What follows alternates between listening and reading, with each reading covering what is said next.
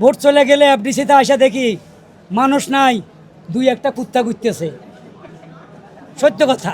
তো যাও, ভোটের আগের দিন রাত্রে চিন্তা করুন যে এতগুলা ভদ্রলোকের মাঝে কাকে ভোট দেওয়া যায়। মাঝে মাঝে নাটকের বিজ্ঞাপনের কাজ হয়, তা আমরা তো ওই লাইনের লোক না, এই জন্য আসি না।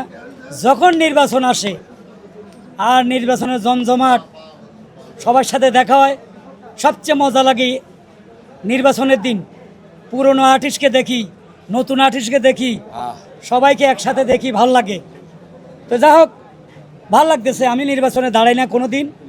আমি একদিন বলছিলাম চিকন আলী নির্বাচন করতেছে, পরে একটা ভোট দিমো, যেহেতু আমার শিষ্য।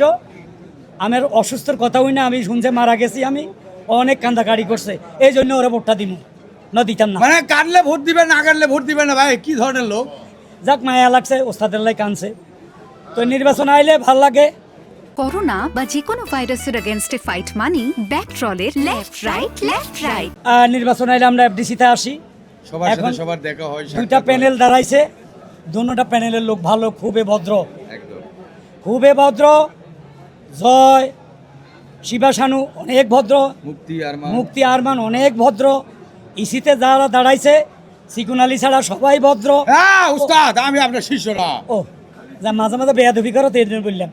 তো যাও, ভোটের আগের দিন রাত্রে চিন্তা করুন যে এতগুলা ভদ্রলোকের মাঝে কাকে ভোট দেওয়া যায়, কে পাস করে। এখন আমার কথা হইলো ভাই, আগে তো রাগা বোয়াল, সে ডিপজল সাহেব, তারপরে সাহেব খান সাহেব, নিপন, জাহেদ খান, অনেক রাগা বোয়ালেরা নির্বাচন করছে, প্রতিশ্রুতি দিছে অনেক কিছু, হ্যাঁ। আমাদেরকে জায়গা দিবে, ফ্ল্যাট দিবে, বাড়ি করে আমরা দিবে। ঘুমাবো, কিছুই দেয় নাই। এখন আমার কথা হইলো, এখন যারা নির্বাচন করতেছে মিছা কথা কইয়েন না, যেটা দিতে পারবেন ওইটাই বললেন। শিল্পীদের লগে মিথ্যা কথা বলার দরকার নাই, পরে কিন্তু ধরা খাবেন, সোজা কথা।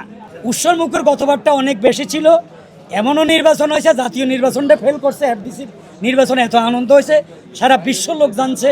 যাক, এবার একটু কমছে, ডিপজল সাহেব থাকলে, ওনারা থাকলে হয়তো আরও বাড়তো। তো এর কমের মধ্যে আমরা আনন্দ করতেছি, ভালো লাগতেছে।